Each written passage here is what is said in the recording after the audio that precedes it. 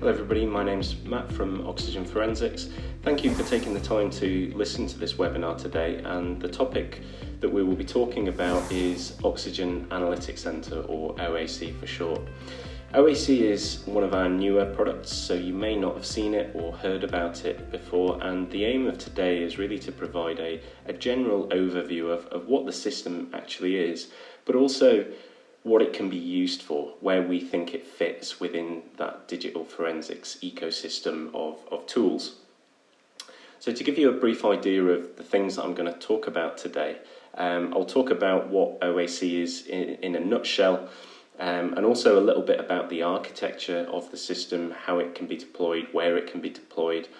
I'll move on to logging into the system, and the first thing that I'll talk about when I do that is actually the system of user roles and permissions that we have, which is really integral to OAC. I'll then talk a bit about how you can load data into OAC. There's a few different ways that we can do that. And then finally, I'll give you an idea of what the data actually looks like within OAC and some of the functions that you have there. So to go back to the start, and I'll try and sum up what OAC is in a nutshell. I think the easiest way to do that is to say that it's a client-server based application, and the idea is that you can upload data from digital forensic sources into this central server, and then you can access that data through a web browser, which has a number of advantages that I'll come on to talk about in a moment. So you can see on the screen in front of you that I have the OAC login page, and I'm going to log into OAC in just a moment. But before I do that, I want to talk briefly a little bit about the architecture of the OAC system. So it can be, in terms of deployment, the end user can really deploy OAC wherever they like. It can be deployed on-premise, so it can be deployed on bare metal or virtualized environment on-premise, or if people do want to deploy OAC into a cloud environment or some other virtualized environment, they can do that as well. The installation process is quite simple. It's just a single executable installer file. And once you have that, you can install it wherever you like. So we want people to be able to install it on premise if they want to, because that can be quite important. But equally, it can be installed absolutely anywhere. So I'm just going to log into OAC, and I'm actually going to log in as this administrator user that comes as default with OAC, and you'll see the reason for that in a moment. When I log in as the administrator, it gives me access to this administration page, and by default it will actually take me to this users page within the administration section. So this is the users page that you can see here, and this concept of having multiple users is really quite core to OAC and its role.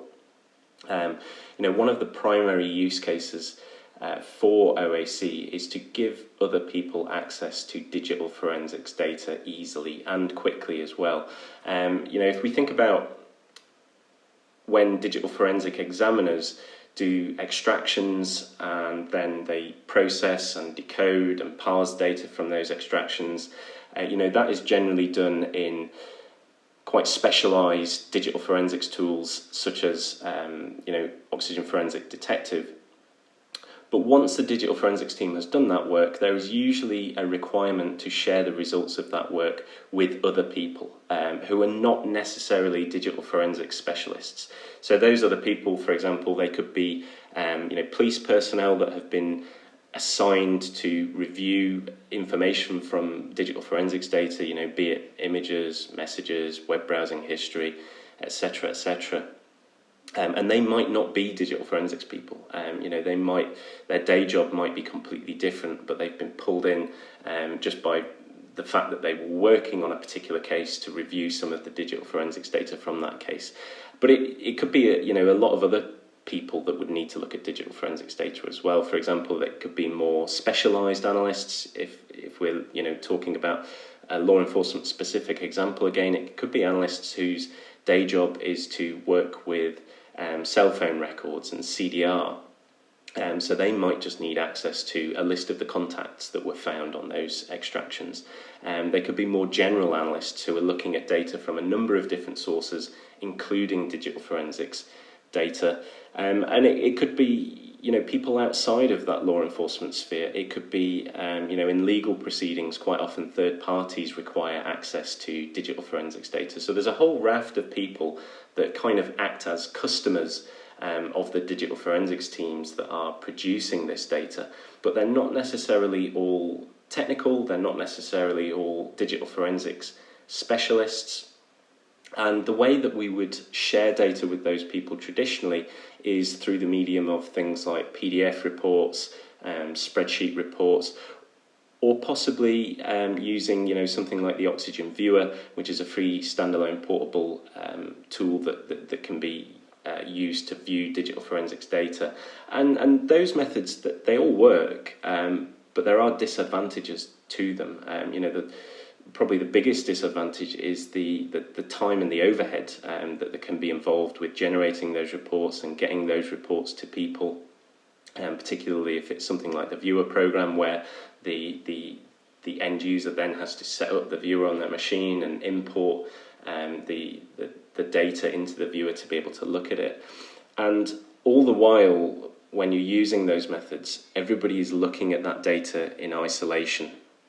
And that brings me on to one of the key features of OAC is that you can have all of these different users created. And if those users are logged in at the same time, they will see the work that other users are performing. So it is a multiple user collaborative environment, and that is becoming more and more important actually with the sizes of cases and even just the amount of data that can be on a single device. You could be talking about a case with 20, 30, 40 different devices or extractions from different sources, and each one of those extractions could be huge. There could be thousands of images, millions of messages on each one of those extractions, and increasingly we see that the task of going through all of that data is assigned to more than one person. So you quite often have review teams of 10, 20, 50 people.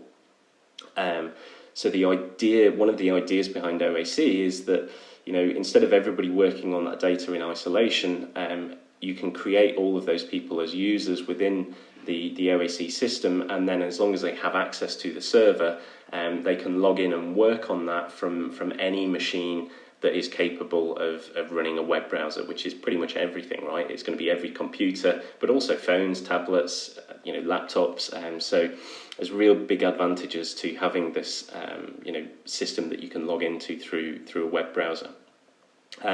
So to talk about the way that users and roles and permissions to data work, you can see that I've got a number of users already created in my OAC instance that I'm running here. And I want to talk about actually two separate things here. So the first is roles, and the second is permissions to access data. So if I talk about permissions first, we appreciate that, especially in a system like this where data is held centrally, you won't necessarily want to give every single user access to every single device or case inside the system. So you can assign particular devices or cases to particular users. And actually, if I go in and just edit this particular user and go to the permissions page, the data access page, you can see an example of that. So there's a concept of departments, cases, and individual devices here. So you can create departments and you can put people into those departments, and then you can also put devices or cases, which can contain multiple devices, into that department. And people, if they're in that department, will inherit the permissions for the cases and devices that fall within that particular department. So as an example, if I select this one department that I have created for counter smuggling, within that we have this particular case and also these particular devices. But you can also give people access to data on a one-off case by case or device by device basis. So if I just wanted to give somebody access to a single extraction, I could do that as well. and I'm going to give this user just access to this one extraction here. The other thing that we have, the other concept that we have within this users section is the idea of permissions. And to demonstrate that, if I want to go and add a new user, there's a number of different roles that I can select. Now, some of these are predefined roles. The first three are predefined within the system when it's installed, and the fourth is actually a custom role that I've created. So I'm just going to go back and go on to the role manager, which allows you to create these custom roles, and you can name them whatever you like. And this is not really about defining what data people have access to. This is more about defining what functionality and actions are available to those users within the OAC system. So there's quite a detailed matrix here which allows you to give people access to particular sections of the system. So as an example, if you had an analyst whose job was purely to look at communications data, you might only want to give them particular views for contacts and communications, as I've done with this user, and also actions. So the ability to create or view or edit tags are things that can be defined within this role manager. So I've only given this user permission to view and create tags, but not to edit or delete already existing tags. So there's a lot of flexibility in terms of what data people have available, but also what actions they can take and what views they have available within the system. And there could be different reasons for that. It could be that for legal reasons or compliance reasons, people shouldn't be allowed to just do broad searches, so you can remove those search abilities, and there's that kind of reason. But it also may be the case that if the users who are using the system are not as technical, if looking at digital forensics data is not their day job, you may just want to simplify the view inside the system so that they don't get distracted or overwhelmed with the amount of different options that are available. And it will simplify their workflow because there will only be a few different sections that they can actually go to. So as an example, I'm logged in as this administrator user, and I have access to all of the different views and analytics and search functions within OAC. So you can see I've got a number of different views here, a number of different options for searching, a number of different analytics, etc. If I was to log out now and log in as this user, where we've more tightly defined that user's role to just be around communications and contacts. And sorry, bear with me. When I log in as this user, we have a much more simplified view. So we do still have the ability to look at the cases and devices that we've been assigned to, but within that view section, we really only have the ability to look at contacts and communications. So I think this is quite important to be able to control and restrict what users can see and do, but also to make it more simple for users. If it is somebody who just needs to look at communications, you can make their life much easier, particularly if they're not that familiar with the tool, by just giving this communications view to them, and then when they log in, it will be quite easy for them to see where they need to go in order to review or analyse that data. I'm going to log back in as the database administrator user because there's a few other things that I want to show you inside the full view version of OAC as this user. So the next thing that I would like to talk about is how do you actually get data into OAC? How do you load data into the tool, and what does it look like once you've done that? There are really two main methods to load data into OAC, and the first one is actually through Detective. So if I open up a copy of Oxygen Forensics Detective here, you may have noticed, if you are a user of this tool, over the past year or so, if you right click on a device, there is a newish option here, which is Export to Analytics Center Server. Within the settings in Detective, you can actually put the IP address and username and a password for an OAC instance into Detective and actually link the two together so that you can push data directly from Detective if you want to. So once you have an extraction loaded into Detective, you can right click it, or you could do this on an entire case basis as well. and export data directly to the Analytics Center server. And it allows you to export data selectively as well. So if you do have somebody who just needs access to those contacts, you could do that. Or you can send everything from the device. But having that selective export to OAC, I think is quite important, because again, with the volumes of data that we're seeing in cases and devices nowadays, if you can just send the data that needs to be looked at, or that is the most important, or is maybe just the most relevant for the person that you want to give access to, it will significantly cut down on the time that is taken to do that. And you can also do export based on tags. So it's important to note that all of the tags and key evidence stars and notes from Detective will transfer across into OAC. And you can even do the export selectively based on particular tags as well. The second option to get data into OAC is actually to do it through the web browser. So if I go to the data view or the data page and go on the load data view, you can load data from a few different formats through the web browser. It is, I think, worth saying that anything that will go into Detective can also go into OAC. So this is not just a tool for analysing mobile phone data. All of the things that you would be able to load into Detective, including mobile phone data, but also computer data, cloud data, downloaded accounts data, warrant returns, vehicle data, drone data. If it will go into Detective, it will also go into OAC. So this is not just a tool for looking and analysing mobile phone data. It's more broad than that. It's digital forensics data generally.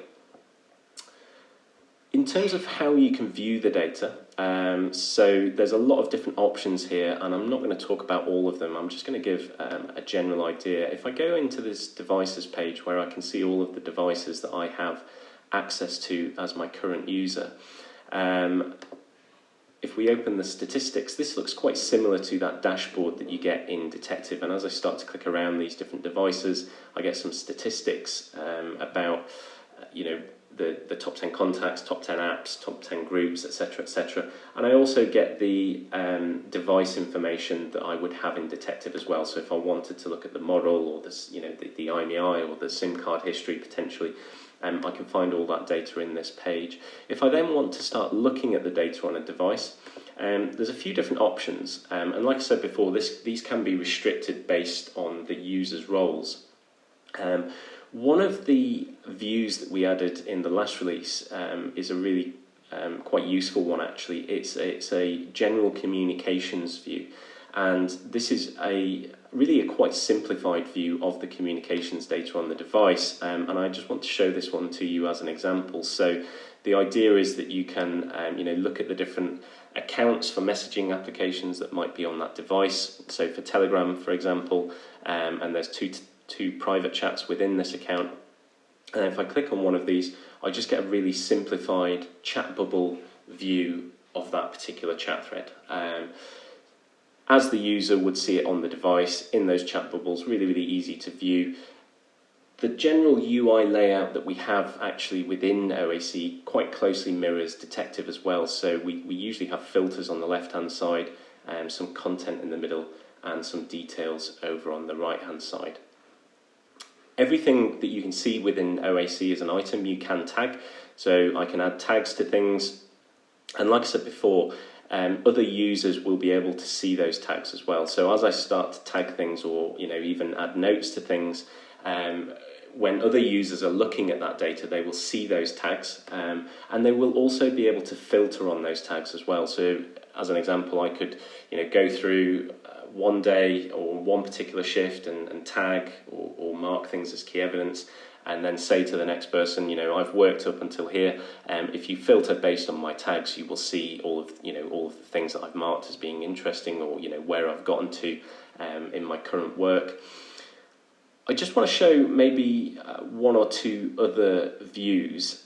So if I go back to devices and maybe look at a different extraction that has a little bit more data in it, you can see there's lots of different views. If I wanted to view the files to do image review, I can do that. I can just look at a list of the contacts I have a mapping tool as well. Maybe the last view that I'll show within here, and we're not really going to have time to go into the search functions and the analytics within OAC, is this workspace view. And this is a aggregation of all of the parsed decoded data on the device. So you can also view communications within here, although it's I think easier to view those within the communications section.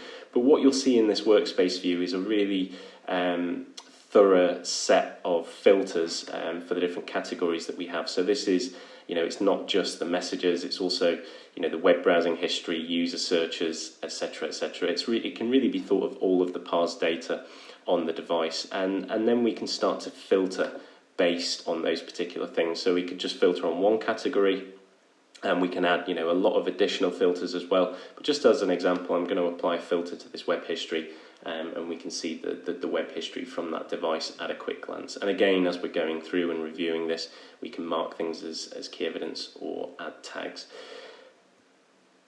The purpose of this is really to give you a very quick overview and general overview of the system. I'm not going to go into the particular analytic views or search functions that we have. Hopefully this has been enough of an intro to give you an idea of what the system is, where we see it fitting, particularly with that kind of review use case, giving other people access to data easily. The idea that you can just send somebody a username and a password and an IP address or a web address to your OAC server, and within seconds they can be looking at that data, and you could have even pre-tagged the things that you want them to look at, so all they have to do is filter on those tags. That's a very different and much easier workflow than the traditional export to a PDF or a spreadsheet, or export to the viewer format, email that over to them or Dropbox it over to them, and then it could be quite a big file, and then try and explain to them how to load that data into the viewer, and then try and point them at the right thing. This is a much easier process. It's as simple really as giving somebody that username and password, and you can already have predefined in their roles and permissions what they have access to, and what different functions they have access to within the tool. So I'm going to round off the webinar there. There's much more to this tool than I've had time to show you. So if you do have any questions, or you'd like to see it in a bit more detail, please feel free to get in touch with us at Oxygen Forensics, and we'll be happy to do a more detailed demo or chat in more detail about your particular use case and see if it can fit that. So thank you for taking the time to listen to this and watch this webinar today.